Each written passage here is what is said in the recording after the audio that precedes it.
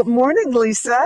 It's so good to see you, Tonya. Every time I see you, a grin appears on my face. Well, it's so good to see you too. And we're out here at the park, and I'm so glad you agreed to meet me here and to discuss and talk about International Women's Day. So, that being said, while March is Women's History Month, our focus of conversation will be on International Women's Day and women's experiences from a global perspective. A quick reminder: International Women's Day is a global celebration of the social, economic, cultural, and political achievements of women and took place for the first time on March 8, 1911. Many countries around the world celebrate the holiday with demonstrations, educational initiatives, and customs such as presenting women with gifts and flowers. This day also marks a call to action for gender parity. Lisa, you are a global citizen, what I consider a global citizen. So you were born here in the US, but you spent most of your adult life in Italy. In fact, almost half a century in Italy, and you currently have dual citizenship. What is it that you think of when you think about International Women's Day?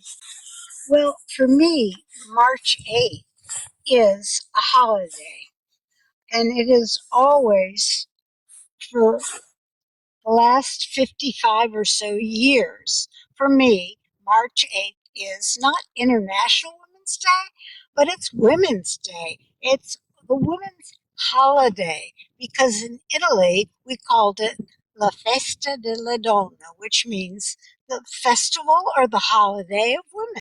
And it is very much celebrated. Whereas if I mention it to even my sister or friends here, so many people, so many women do not recognize the importance of March 8th. But for anyone who's who's lived in Italy for over two-thirds of her life, yes, I mean, March 8th is a very, very important day. And I remember always in Italy, we would put mimosas in our hair because the mimosa is the symbol, at least in Italy. I don't know about other parts of the year, for Women's Day Mhm. because it's blooms at the beginning of March. So there are mimosas all over the place. It's very inexpensive. You can just go and pick them off a tree and stick them in your hair. And that's what women do in Italy. And I remember over the years, often a group of me and my friends, my Italian friends, and sometimes they weren't just Italian friends because I've always had a lot of friends from wherever they came from. I've always met people, and that's one of the joys I think of living is meeting people and meeting people from different places. So though I was living in Italy and most of my friends were Italian, there were some that weren't. Um, for example, I had a group of friends. One was American, like me. She was from California. Actually, I was born in California, though I only lived there for 2 years. Um, but and there were the group was four of us. Ais, who was American like me, Fernanda, who was from Argentina, a Vincent, who was it France or Belgium? I'm not quite sure. Anyway, I lost contact with Vincent, but I'm still very close to, and I'm using WhatsApp or Messenger or whatever.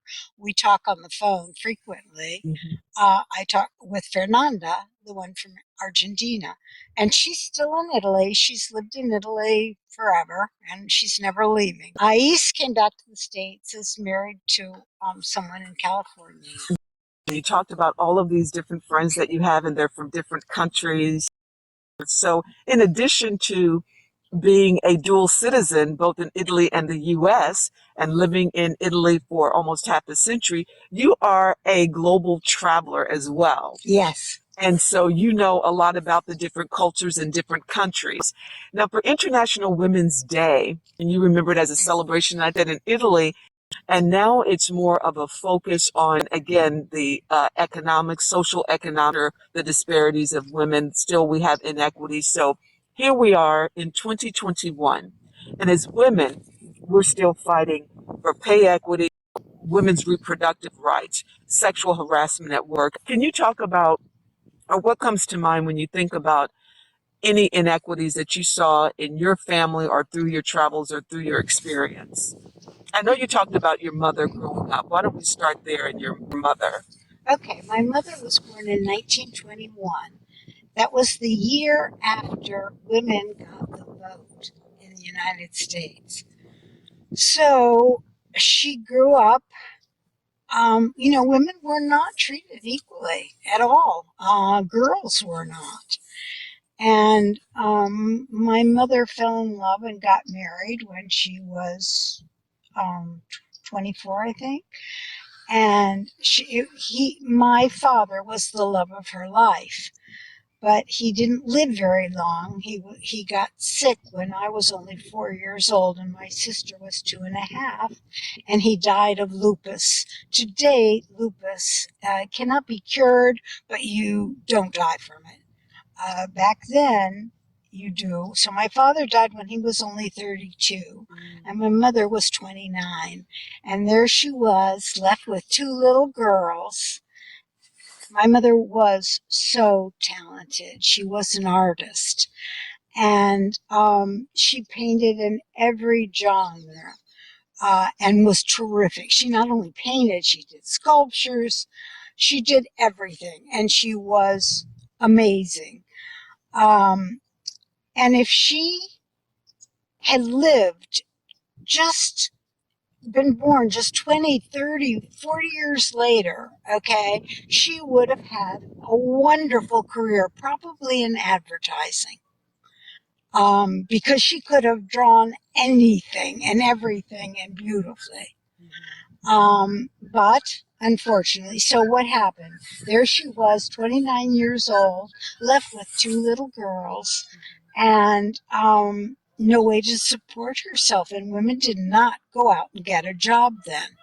So my stepfather, who, when my father died, my stepfather, who had been her next door neighbor growing up in Buffalo, came courting immediately because he had never forgotten her.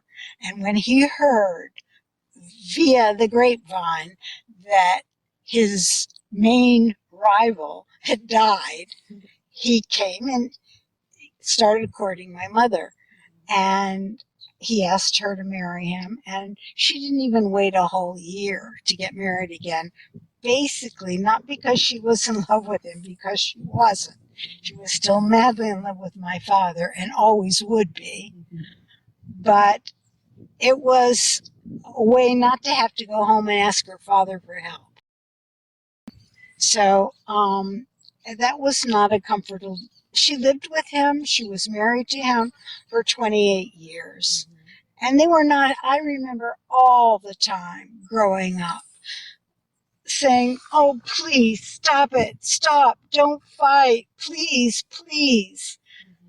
We need peace in the family. Please." Because they were always going at each other. It was not a pleasant. I mean, because my mother was never really happy with him, and he was a very difficult person. I mean, he was my stepfather, and I loved him, and he was very good to me. But he was not easy at all. And at one point, Lisa, your mother finally decided to make that decision to leave and just have her own life outside of that marriage. Yes, when after being married for 28 years, my stepfather had decided to try and go and work with his brother-in-law, his sister's husband, in California. And we were in New Jersey, or they were in New Jersey, because I'd left. I was in Italy by then. I'd been in Italy for quite some time by then. Yeah. So she would stay. So they agreed that he wasn't sure if he was going to work well with his brother-in-law or not. So he'd go to California and work with his brother-in-law for 3 weeks, come back to New Jersey for a week. And my mother said, "Oh, when he's gone, a week of peace without him. I'm not going." Even though she loved California, that's where my father was from, and you know that's where she would have lived her life if my father had lived. She decided, no, I'm staying in New Jersey. I don't want to. We're going to get a divorce. I'm not going to go out there with you. So by that time, it was her opportunity to just start her own life independent of being connected with the man for economic reasons. Right. During that time. Right. And her father had died and left her a nice chunk. And she invested wisely and was careful and was generous with her kids. There were 4 of us, but she was, she knew how to handle her money. And she did, and she could be completely independent, and she was very happy being independent. Now, I will tell you, she liked men. She didn't stop. She always had a boyfriend. Yes. She never got married again. Yes. She never wanted to be tied down to anyone again. So as soon as the man at the moment did anything that disturbed her in the least, she was out of there. She felt empowered. She was empowered. She not only felt it, she was. That's wonderful. It was. And she was happy. Yes. And she painted, and she started painting in different places. She was not a world traveler the way I am, but she came with a painting group, I remember, once to France. Yeah. And asked me to come and meet her there. And of course I did. And there was wonderful hiking where she was. So I was hiking all day and she was painting with her group of artists. And then we'd have dinner together at night. And I remember that as a wonderful time. I can imagine, especially when you had those economic restraints as women and you felt like you had no choice but to marry in order to take care of your family, and then to be in a space where you can say, I can be my own woman, I can be who I am and do what I want to do. Now, when you were a young girl, we talked about a story, Lisa, that I thought was wonderful. And when you told me about it, I thought that was her first moment of empowerment. Tell me about when you were 4 years old. Yes. And experienced your first empowerment moment. Okay. My parents gave me the name Elizabeth when I was born because I told you that my father's sister had died when she was only 23 of the same disease, lupus, that my father died of when he was 32. So she was even younger. She didn't even have a chance to ever have a husband, a family, anything. She got sick and she died. And so I was named Elizabeth after her, but everyone called her Betty. So they called me Betsy. When I was a little girl, there was a doll called Betsy Wetsy. So I did not want to be called Betsy. I did not wet my pants. I thought it was a shameful name to be called Betsy. And so my grandmother, this was after my father had died, but before my mother had remarried. And I was only 4. And my grandmother said, "Come here, Betsy." She sat me down. She got out the dictionary and she looked up Elizabeth. And she said, "Here are all the diminutives of Elizabeth." And there's Liz, Beth, but there are lots of names. And Lisa, you choose. You choose what you want to be called. I said, immediately, Lisa. I want to be Lisa.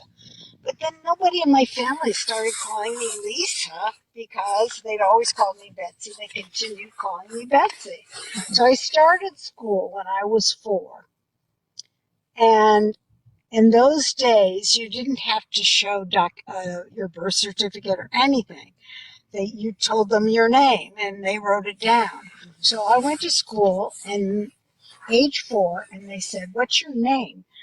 And I said, "It's Lisa Sherman," even though my name was actually Lisa Dasteel, but my stepfather's name was Sherman and I was adopted by him. So on all my documents, it said Elizabeth Dasteel Sherman. So I was enrolled in school at age 4 as Lisa Sherman. So even in my family, they had to start calling me Lisa because my teachers, my school friends, everybody called me Lisa. Yes. They caught on and they started calling me Lisa too. Well, good for you. You saw that moment. And at 4 years old, you said, this is who I am. You knew who you were. You knew who you wanted to be. And you said, I'm Lisa. And that's what people are going to call me. I'm going to be known as Lisa. And I'm going to start with my teacher because if it starts here, it's going to go across. Not only that, but I was, as I said, enrolled in school as Lisa Sherman. But I knew that on my birth certificate, it was Elizabeth Dasteel. Yes.